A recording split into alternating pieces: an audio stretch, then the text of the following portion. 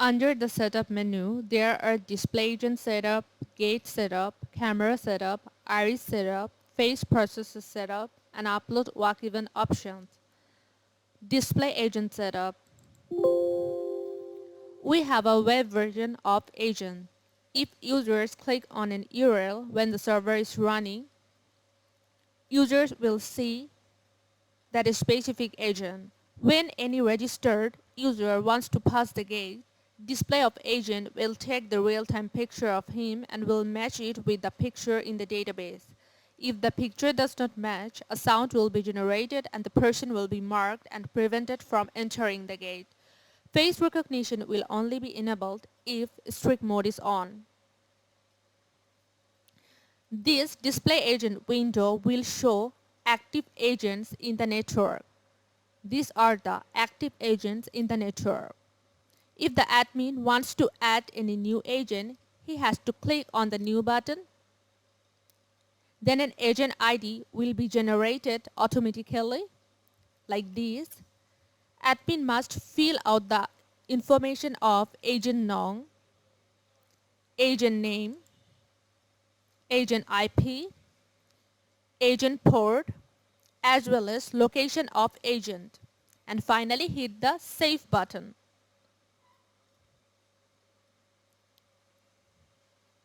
Agent name, agent name, and agent IP must be different from each agent. The admin can enable or disable online, encrypted, and strict mode of an agent. If an agent is active in network and can communicate with server, it is in online mode. If an agent can send encrypted data, it is in encrypted mode. If the server shows the result of the face recognition process on the display agent, it is in strict mode. If an employee's image cannot be verified, his attendance will be displayed as marked because of strict mode. It usually takes 2 to 3 seconds to show the process of face recognition on the display. Strict mode is highly recommended in the place where high security is mandatory. One cannot be allowed to check in if his attendance is marked. The admin can also delete an agent by simply selecting it from the row and pressing on Delete button.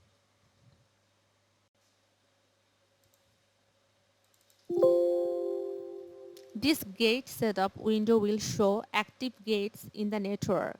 These gate 1, gate 2, gate 3 and gate 4 are the active gates in the network. If the admin wants to add any new gate, he has to click on the New button.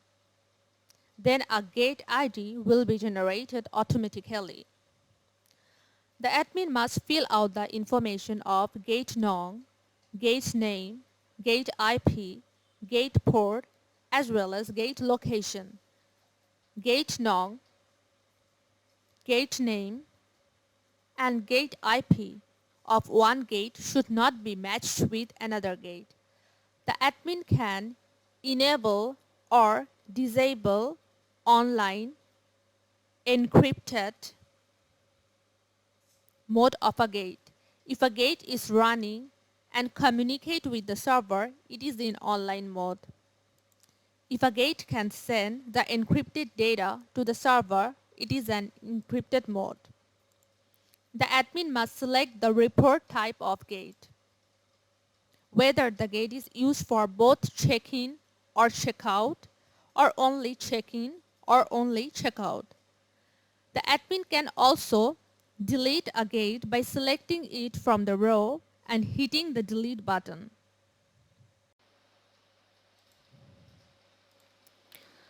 This camera setup window will show all the cameras in the database. The admin can add a new camera by clicking on the New button. Then a camera ID will be generated automatically. The admin must enter the information of camera name, camera name, camera IP, camera port, camera location, camera model, capture URL, which will be provided from the camera manufacturer, as well as admin needs to set username and password for camera, and finally hit the save button. The admin can enable or disable online and encrypted mode of a camera. The admin can also enable or disable the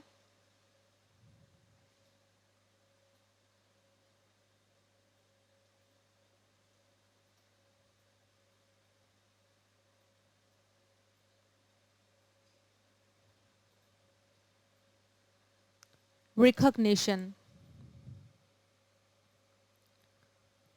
If the admin enables the recognition, the face recognition process will be running in the background, and face processor server will also need to be running. This server will verify the image stored in database of any employee with his real-time image. This whole system will work only if the strict mode is on.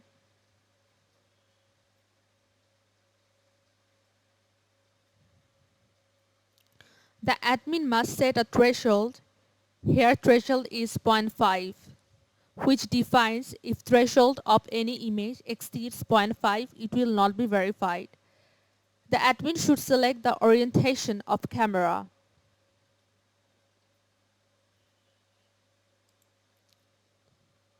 Whether it is in all, front or back side. The admin can also delete a camera by selecting the camera from the row and clicking on delete button. This iris setup window will show active iris scanners in the network. Here it is the active iris scanner in the network. The admin can add new iris scanner by hitting the button new. Then an iris ID will be generated automatically. The admin must fill out the information of iris nom, iris name, iris IP, iris port, iris location, encrypt key, and hit the save button. The admin should set username and password for each iris scanner. The admin can also enable or disable online and encrypted mode. The admin needs to select the display agent where message from the server will be shown. The admin can also delete an iris scanner by simply selecting it from the row and clicking on delete button. Face processor setup. First we have to select a person from this row. Here I am selecting UHF. Then we have to go to setup menu and then click on face processor. A new window will appear. Here at the left there is a photo which is the stored photo of the card owner in the database.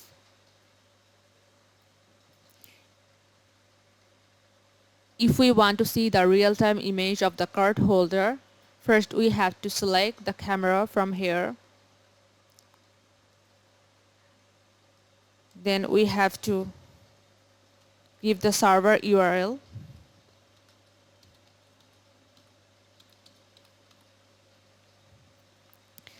Then if we click on this capture button, the real-time image of the card holder will appear here. Here we can see that threshold is set at 0.6. So when we will click on this match button, if the error difference between these two photos is 0.6 or less than 0.6, then the photos will match. Otherwise, they won't match.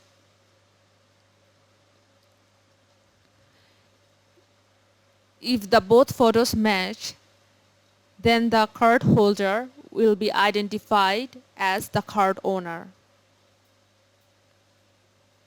Walk event information setup. There is some audio list in this window.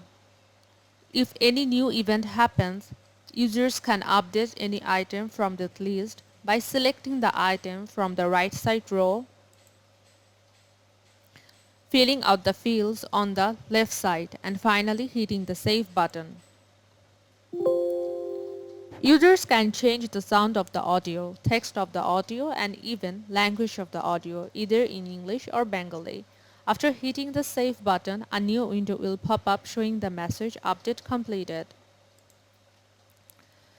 If users want to add any new event, they simply need to fill out the required fields and click on the save button.